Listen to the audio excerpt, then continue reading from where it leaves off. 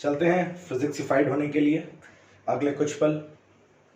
तो Gauss theorem की applications discuss कर रहे थे हम लोग, और स्फेरिकल डिस्ट्रीब्यूशंस जो है, पॉइंट चार्ज, स्फेरिकल शेल और नॉन कंडक्टिंग सॉलिड स्फेयर, ये तीन डिस्ट्रीब्यूशंस, ये तीन केसेस हमने कर लिए थे। आज चौथा केस हम करने जा रहे हैं, बहुत ही इंपॉर्टेंट है, जो अक्सर बोर्ड में आ जाता है। Electric field due to infinitely long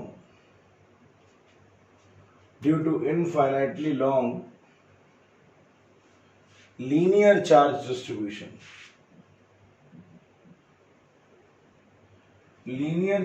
distribution की वजह से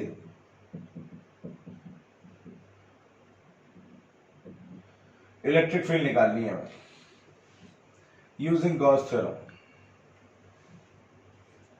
गॉस थ्योरम का इस्तेमाल करके, पहले ही तो मैं बता चुका हूं, गॉस थ्योरम दिल है इस चैप्टर का।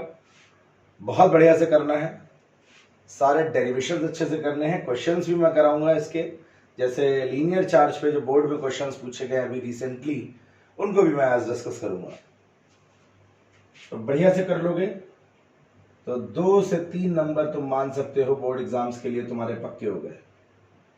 ये इस साइड भी इंफिनिटी तक जा रहा है, इस साइड भी इंफिनिटी तक जा रहा है, और मान लो कि इसकी सरफेस पर ये लीनियर चार्ज डिस्ट्रीब्यूशन है, लैम्डा इसकी डेंसिटी है से, और इससे r दूरी पर, इस डिस्ट्रीब्यूशन से r डिस्टेंस पर हमको इलेक्ट्रिक फील्ड निकालनी है। क्या निकालनी है? Electric field. We have an infinitely long linear charge distribution say of density lambda, due to which electric field is to be calculated at a point P situated at a distance small r from the wire or from the distribution। तो बहुत आसान है, बताया था। पहला step, Gauss theorem का पहला step क्या है बोलो? देख लेना जा करके पिछले सेशन में हमारे। तो यहां पर हम इसको कवर करेंगे, जो हमारा पहला स्टेप है, क्योंकि गॉस थ्योरम जो है वो केवल इंक्लोज्ड चार्जेस पे अप्लाई होती है, इसलिए पहला काम हम क्या करेंगे, इसको कवर करेंगे डिस्ट्रीब्यूशन को। तो हम इसको कवर करते हैं। देखो भाई, लीनियर चार्ज के चारों ओर एक सिलेंड्रिकल गॉसियन सरफेस हम एज्यूम कर लेते हैं लीनियर चार्ज के around, such that the point P lies on its surface. ये सिलेंड्रिकल गॉसियन सरफेस हम इस तरीके से मानते हैं कि जो पॉइंट P है वो सरफेस पर होता है। क्योंकि पूरा सिलेंडर इंफिनिटी तक तो हम नहीं ले सकते एक बार में, तो हम केवल L लेंथ जो है, एक फाइनाइट लेंथ इसकी सिलेक्ट करते हैं। अब सिलेंडर जो है वो तो हमने बना लिया कर्व सरफेस, लेकिन ऊपर से तो खुला रह गया, दोनों ढक्कन भी लगाने जरूरी है। तो एक ढक्कन यहां लगाएंगे सिलेंडर का, और एक ढक्कन यहां लगाएंगे, मतलब यहां पर और यहां पर सर्कुलर सरफेसेस अटैच कर देंगे। तो कुल मिला के हमारे पास 3 सरफेस हो गई। सिलेंडर की ही बात करें तो कर्व सरफेस, और ये वाली जो 2 सरफेस हो गई ऊपर की, सर्कुलर सरफेस। तो गॉस थ्योरम अप्लाई करनी है, तो गॉस थ्योरम अप्लाई करने के लिए हम एक छोटा सा एलिमेंट ले लेंगे यहां पर, इसका एरिया वेक्टर ds और इलेक्ट्रिक फील्ड E। इसी तरीके से ये जो हमने 2 ढक्कन यहां पर लगाए हैं, इनके लिए भी हम निकालेंगे। तो इसका एरिया वेक्टर यहां पर ds और इलेक्ट्रिक फील्ड की डायरेक्शन यहां E हो जाएगी इस तरीके से। और इस वाली सर्कुलर सरफेस पर भी छोटा सा एलिमेंट ले लेंगे ds, और इलेक्ट्रिक फील्ड ये हो जाएगी E। चाहो तो इनको कैटेगराइज कर लो, E1 ds1, E2 ds2 और E3, और ये क्या हो जाएगा, ds3 हो जाएगा। बोलो हो जाएगा कि नहीं हो जाएगा? अब इन दोनों के बीच में एंगल कितना है बोलो? 90 है कि नहीं है? तो इन दोनों में जो एंगल 90 है, तो जब तुम फ्लक्स निकालोगे E डॉट ds, तो E ds cos 90 क्या हो जाएगा? 0। तो ये दोनों जो है वो खत्म हो जाएंगे। जिंदा केवल कौन बचेगा बोलो? केवल ये वाला बचेगा। अरे भैया, डायग्राम समझ में आ गया कि नहीं आ गया बोलो? डायग्राम में ही जान है इस डेरिवेशन की। तो याद करो, ये वही डेरिवेशन है जो कूलाम्स लॉ से तुमने 1 या 1.5 पेज में निकाला था, तुम्हें निकलवाया था हमने। देख लेना जाकर के यूट्यूब पे, फिजिक्सीफाइड चैनल पे, गूगल पे टाइप करोगे तो भी तुम्हारा यही चैनल खुल के आएगा। Electric field due to infinitely long linear charge और सेमी सर्कुलर आर्क करवाया था तुम्हें डेरिवेशन, और तो तुम्हें बताया था कि जब यही डेरिवेशन हम गॉस थ्योरम से करेंगे तो आधे पेज में हो जाएगा। आज देखना। तो भाई देखो, अब हम इसमें गॉस थ्योरम अप्लाई करते हैं। अप्लाइंग गॉस थ्योरम सीधे, क्योंकि हमने सारे काम कर लिए हैं, सारे स्टेप्स कर लिए हैं, अपने चार्ज को ढक भी लिया है, कवर भी कर लिया है, ई और डीएस की डायरेक्शन को भी मार्क कर लिया है।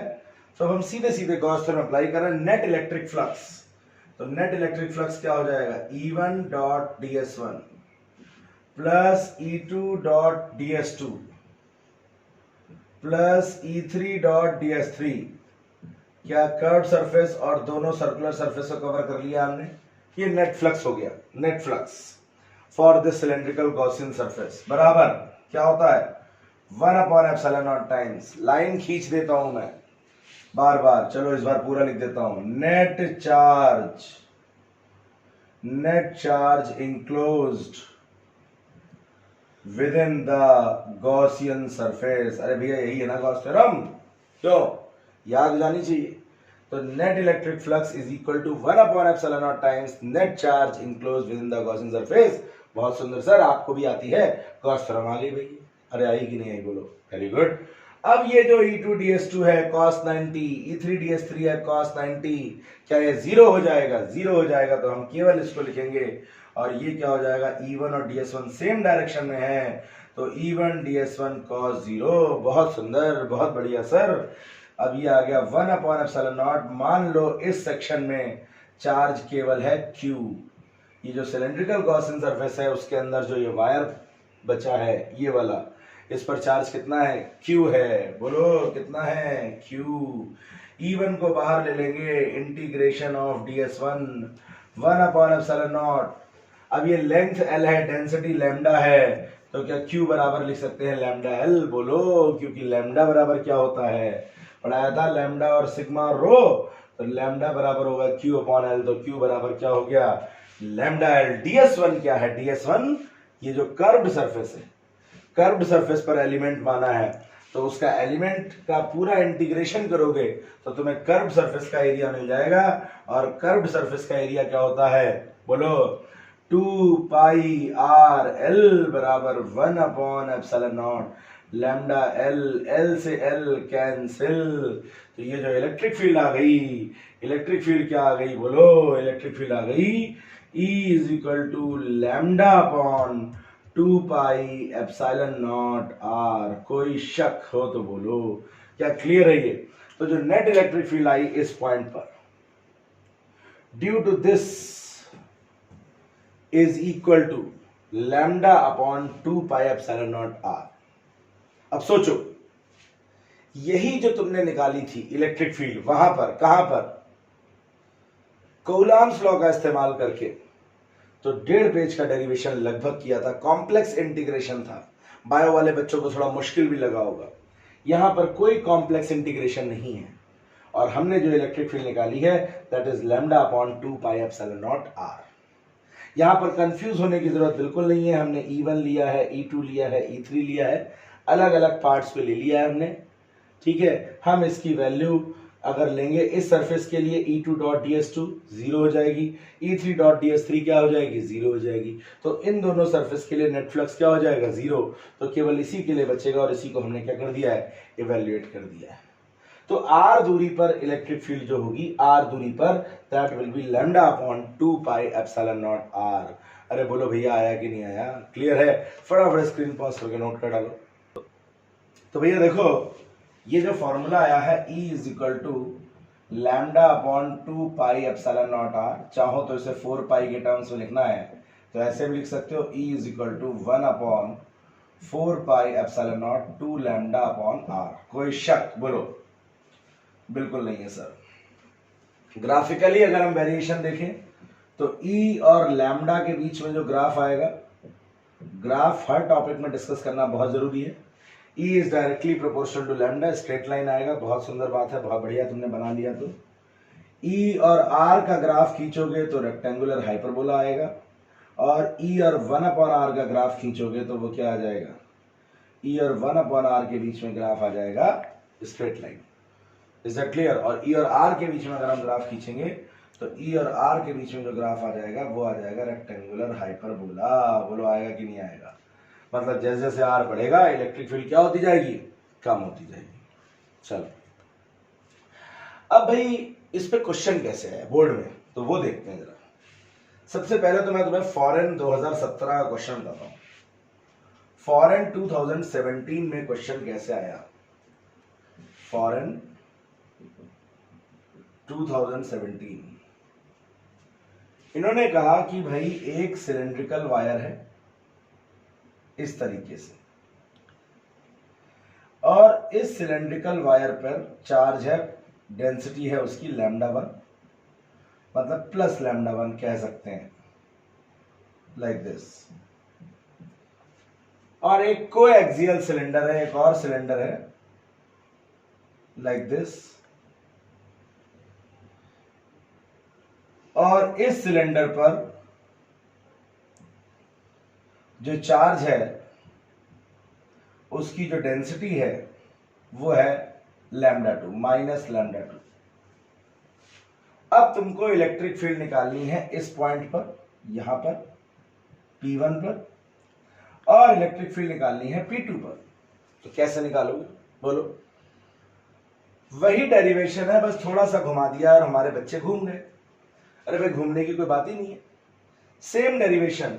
यहां पर एज्यूम करोगे तुम सिलेंड्रिकल गॉसियन सरफेस, पहले अंदर वाले सिलेंडर के चारों तरफ, और अंदर वाले सिलेंडर के चारों तरफ जब तुम गॉसियन सरफेस एज्यूम करोगे, सॉल्व करोगे बिल्कुल डेरिवेशन जैसे तुमने करा है, तो P1 पर जो इलेक्ट्रिक फील्ड आ जाएगी वो क्या आ जाएगी, E1 is equal to λ1 upon 2 pi epsilon naught r if the distance is r। बिल्कुल वैसे ही सेम एक्सप्रेशन।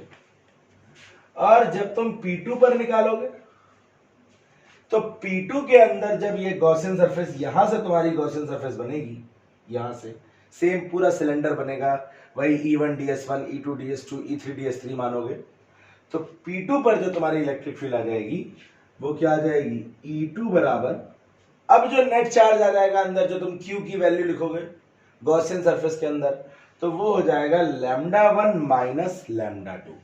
तो यहां पर अब जो फॉर्मूला आ जाएगा वो λ1 minus λ2 upon 2 pi epsilon naught r आ जाएगा।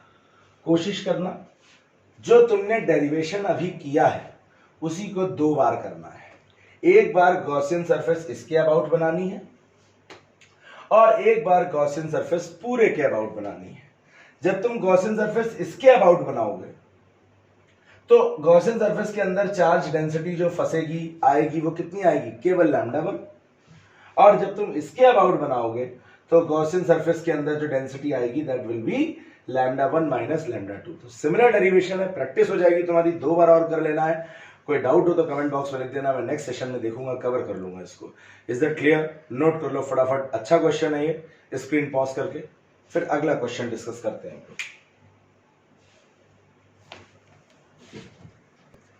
एक और बढ़िया क्वेश्चन देखो, बोर्ड का क्वेश्चन है ये। एक इनफाइनाइटली लॉन्ग ये लीनियर चार्ज हमारे पास है, डिस्ट्रीब्यूशन है, इंफिनिटी तक जा रहा है ये, और इसके चारों ओर एक इलेक्ट्रॉन जो है वो सर्कुलर पाथ पर रिवॉल्व कर रहा है लाइक दिस। इसकी काइनेटिक एनर्जी तुम्हें निकाल के उसको प्लॉट करना है with respect to the linear charge density lambda of the wire.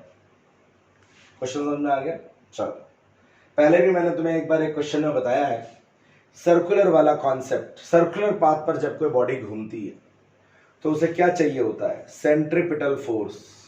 और सेंट्रीपिटल फोर्स एक उधार का फोर्स है जो हमेशा कभी किसी दूसरे फोर्स से पूरा होता है, उसकी जो जरूरत है वो किसी दूसरे फोर्स से ली जाती है, पूरी की जाती है।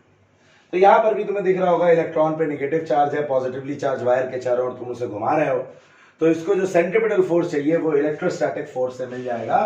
तो centripetal force required by the electron is provided by the electrostatic force. बोलो भैया। तो अगर हम मान लें इलेक्ट्रॉन का मास m है और वो v वेलोसिटी से घूम रहा है, r रेडियस तो है ही उसका, दे ही रखा है, v वेलोसिटी लिख लेते हैं यहाँ पर। तो जो इलेक्ट्रॉन को सेंट्रिपिटल फोर्स चाहिए वो कितना चाहिए, mv²/r। और इलेक्ट्रोस्टैटिक फोर्स जो इलेक्ट्रिक फील्ड लगा रही है, किसकी इलेक्ट्रिक फील्ड, इस वायर की इलेक्ट्रिक फील्ड लगा रही है QE। तो ये जो है ये दे रखा है।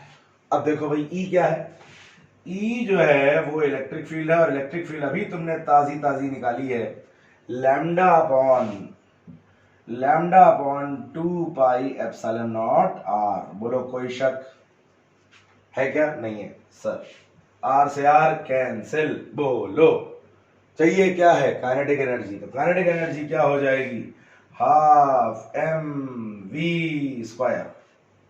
अरे बोलो भैया आया कि नहीं आया, तो mv² की वैल्यू जो है वो रख देंगे, क्या आ जाएगी सर, ये आ जाएगी q λ/2πε0। अब चाहो तो q को e रख दो, क्योंकि इलेक्ट्रॉन है तो ये क्या हो जाएगा, ये हो जाएगा e λ/4πε0। तो ये आ गई हमारी काइनेटिक एनर्जी। बोलो आई कि नहीं आई, सर आ गई।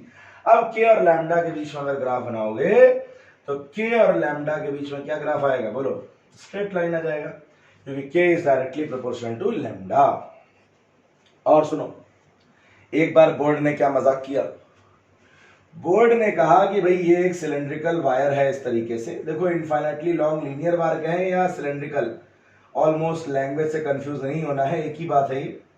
इस पर डेंसिटी लैम्डा है, और बोर्ड ने पूछा कि इसका नेट फ्लक्स निकालो, find out the net flux through this. इससे नेट फ्लक्स निकालो कितना होगा। तो कोई बात नहीं भाई, गॉसियन सरफेस बना दी गई, इसकी लेंथ मान लो L है, तो नेट फ्लक्स क्या हो जाता है, E डॉट ds मतलब फाई बराबर 1/ε0 net charge enclose within the Gaussian surface. और नेट चार्ज इसके अंदर कितना है, मान लो L लेंथ के अंदर Q, तो Q की वैल्यू क्या आ जाएगी, λL। तो फाई बराबर क्या हो गया, 1/ε0 λL। लेकिन हमारे बच्चे जिन्होंने पूरा डेरिवेशन तैयार कर लिया था, उन्होंने अपनी मेहनत को जाया नहीं जाने दिया, वो इसके आगे भी करके आया और पूरा डेरिवेशन निकाल के आया इलेक्ट्रिक फील्ड का। कई बार खुशी होती ना, बड़ा पढ़ रखा है हमने, क्वेश्चन आ गया तो पूछा इतना ही गया, लेकिन हम करके पूरा आते हैं, तो वही काम किया बच्चों ने। तो ये भी एक क्वेश्चन है जो बोर्ड में आया था, जिसमें उन्होंने केवल फ्लक्स पूछा था, इलेक्ट्रिक फील्ड नहीं पूछी थी। तो केवल फ्लक्स पूछा था, तो केवल जब फ्लक्स पूछेंगे सिलेंड्रिकल वायर का, तो phi is equal to 1/ε0 times net charge, और वो कितना हो जाएगा, λL हो जाएगा। अरे बोलो भैया होगा कि नहीं होगा। तो ये हमारा electric field due to infinitely long linear wire है। अगले सेशन में हम लोग लेंगे electric field due to infinitely charge plane sheet. धीरे धीरे लेकर के चल रहे हैं, बढ़िया चल रहा है, सिलेबस स्पीड से चल रहा है, इसलिए बहुत ज्यादा नहीं कवर करेंगे। एक डेरिवेशन करो एक दिन में, लेकिन बढ़िया से करो, क्वेश्चंस करो इस पे बोर्ड में जो आए हुए हैं। कल हम लोग electric field due to infinitely charge plane sheet लेंगे, उस पे क्वेश्चंस देखेंगे बोर्ड में कितने भी आए हैं। हमारी एप्लीकेशंस कल खत्म हो जाएंगी गॉस थ्योरम की, and then we will discuss the problems which have been asked in board exams.